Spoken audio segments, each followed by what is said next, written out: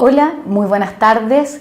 Es para mí un honor poder compartir este momento tan importante para toda la comunidad galense y para la región en general.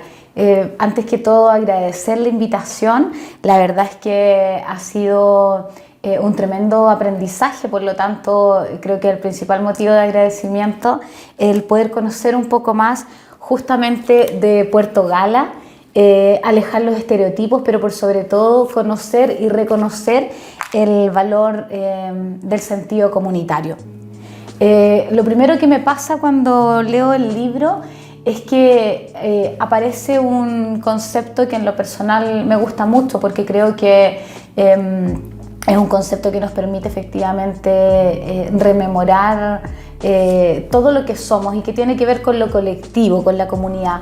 El hecho de no tener un autor ni una autora, sino que tener autores, autoras, coautores, coautoras, más de 40 personas que finalmente permitieron que este libro es la primera muestra de ese trabajo. Un trabajo que finalmente, a mi juicio, lo que hace es restablecer la memoria colectiva y cómo en este conjunto vamos reivindicando la identidad de un territorio, identidad que muchas veces se pudo haber vista un poco, ¿cómo decirlo?, tergiversada quizá en su imagen, a causa, ¿cierto?, el clásico film que utilizó el espacio como locación geográfica, digamos.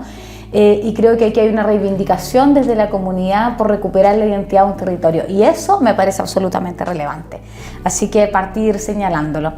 La verdad es que, bueno, el libro, que me imagino ustedes también van a poder leer, o quizás muchos ya han leído, tiene una estructura muy entretenida porque tiene contenido que es importante, insisto, construido de manera colectiva, van apareciendo distintos autores. Y eso es lo importante, cuando uno lee habitualmente el relato se centra en el autor.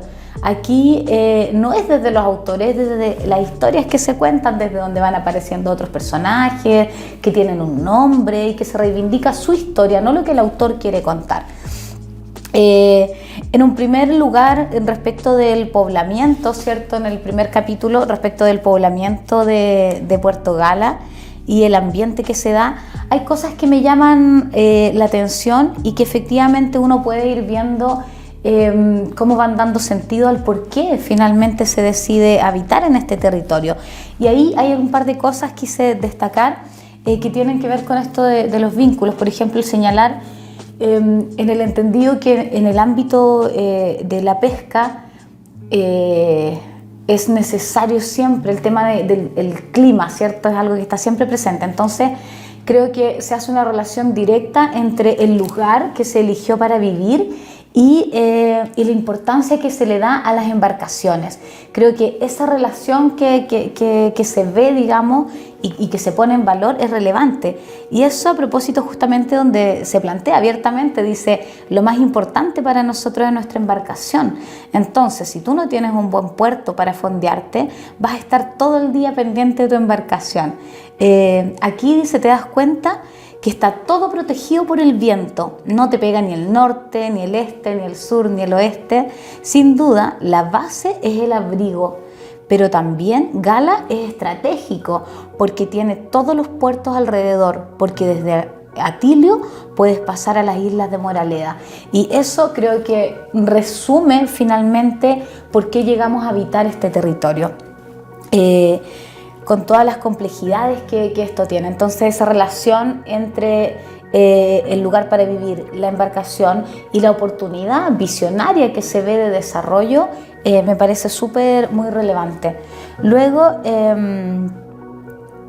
hay algunos relatos que llaman la atención pensando en el año, ¿cierto? Porque estamos hablando aquí de la primera parte de los 80, 83, 84, y ahí lo que me llama la atención también es que cuando uno hace un paralelo entre lo que pasaba en el resto del país, digamos, o al menos en el sur de Chile en el año 84, el Estado ya tenía presencia, poca, convengamos que a la región de Aysén el Estado llegó tarde, llegó recién en la década del 50, Y esos relatos que uno escucha de la gente que llegó a poblar Patagonia, que dice, fue a punta de machete, rompiendo monte, quemando, y eso mismo que se vivió en el año 50, nosotros acá en el relato vemos que en el año 84, 85, que uno puede pensar que había más adelantos, qué sé yo, era lo que estaba viviendo la comunidad galense, instalándose. Y lo dicen con hacha, con picota, abriéndose camino, hablan de que hay tanto monte en el lugar. Y eso me parece también que va mostrando cómo la tardanza del Estado, cuando, bueno, más adelante cuando se empieza a hablar de la conformación, cuando ya se forma la junta de vecinos, cuando se levanta un petitorio, uno finalmente va haciendo estos paralelos y va viendo que el Estado aún no ha llegado de la manera adecuada. Y eso es como una reflexión permanente que voy sacando durante el libro en la medida en que voy leyendo. Respecto de cómo se va avanzando en esto de la apertura del mercado, ¿cierto? De la pesca, hay una transformación en ese minuto que se produce en el territorio. Y hay varias cosas ahí que a mí me gustaría destacar. Lo primero es que los asentamientos humanos que se van formando van también en función de esta actividad productiva que es la pesca, ¿cierto? Y obviamente que surge con mucha fuerza y que tiene su génesis en este boom de la merluza austral. Merluza austral que finalmente con el boom, luego con la baja, ha impactado fuertemente en el territorio, y ahí es donde uno además valora a las personas que dicen, oye, ojo, nosotros estamos aquí, pero nosotros elegimos vivir aquí. Y el otro día cuando estuvimos también, tuvimos la oportunidad de estar allá, el defender la permanencia en el territorio, la presencia en el territorio, más allá de lo agreste que pueda resultar, de lo difícil. Y en ese sentido también me gusta cómo se hace alusión a la incorporación de la mujer en el ámbito de la pesca, cómo en algún minuto se dice aprovechamos más cuando ya las mujeres comenzaron a involucrarse. Y ahí uno se pregunta, bueno, ¿y cómo llegaban mujeres también? Y ahí uno ve el rol que tenían las hermanas, ¿cierto? Las hijas, que fueron como las primeras en ir llegando, y las parejas, pues, en esos tiempos, en el 80, cuando había que mandarse carta, cuando alguna embarcación llevaba la carta para que llegue a alguna casilla, a Quellón, a Puerto Montt, qué sé yo, también y ya llegando a los 90 y todavía en esa falta de conectividad que, insisto, nos muestra también, si uno hace un paralelo a lo que sucede hoy día, cómo la presencia del Estado todavía no ha sido real a pesar de la defensa por la permanencia en el territorio que hacen las personas. ¿Qué me llama la atención también? Y me gusta, bueno, por una parte el rol de las mujeres, esto de decir, oye, las mujeres no votan nada, lo aprovechan todo, que también tiene que ver con una forma de economía que tenemos las mujeres, igual que uno va buscando ahí por todos lados, ¿cierto? Iban nómades transitando de un lugar a otro, el cómo establecían los lugares para vivir, la materialidad de lo mismo. Hay un punto que también destaco porque se da en todo orden de cosas y se sigue dando, que tiene que ver con esta diversidad de culturas, con esta mezcla, con que llegó gente y personas de distintas partes, y eso se ve precisamente en las distintas técnicas de pesca, por ejemplo, en distintas formas de aprender ciertas cosas, las comidas, o sea, el enriquecimiento que se produce a causa de esta multiculturalidad, creo que es un gran aporte. Luego, otra cosa que me llama mucho la atención es cómo en esos tiempos, ¿cierto?, se visualizaba a Puerto Gala como un eje estratégico de la actividad pesquera. Hay un dato que me llamó profundamente la atención, y que es decir que en 1953 la empresa marítima de Chile, vale decir el Estado chileno, concebía este lugar como un lugar estratégico para el desarrollo de la actividad pesquera.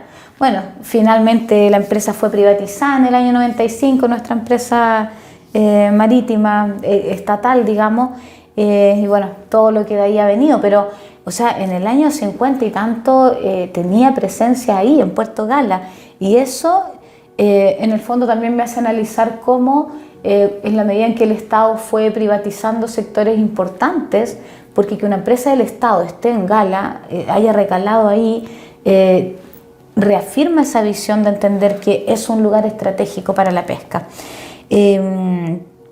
Bueno, hay otro personaje, hay una otra persona que aparece, y no solo en Gala, sino que un poco en la vida de toda nuestra región, pero con mayor impacto en ciertos lugares, y tiene que ver con la presencia del curita, del curita Antonio Ronchi.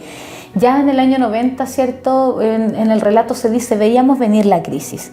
Y efectivamente también en ese tiempo aparece el curita, ¿cierto? Invitándonos a permanecer, a quedarnos.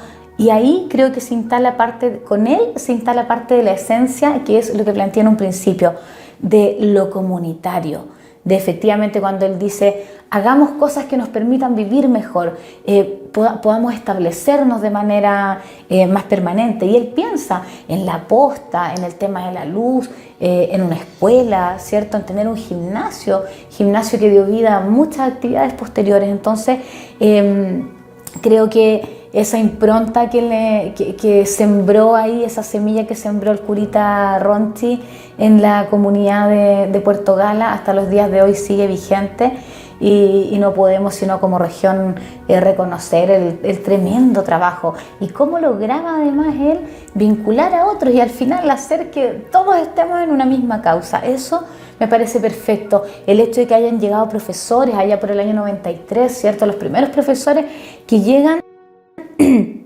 también motivados por el cura, y que los mismos profes dicen, o sea, aquí hay un Chile que es precario, más allá de la ruralidad, y estamos hablando del año 93.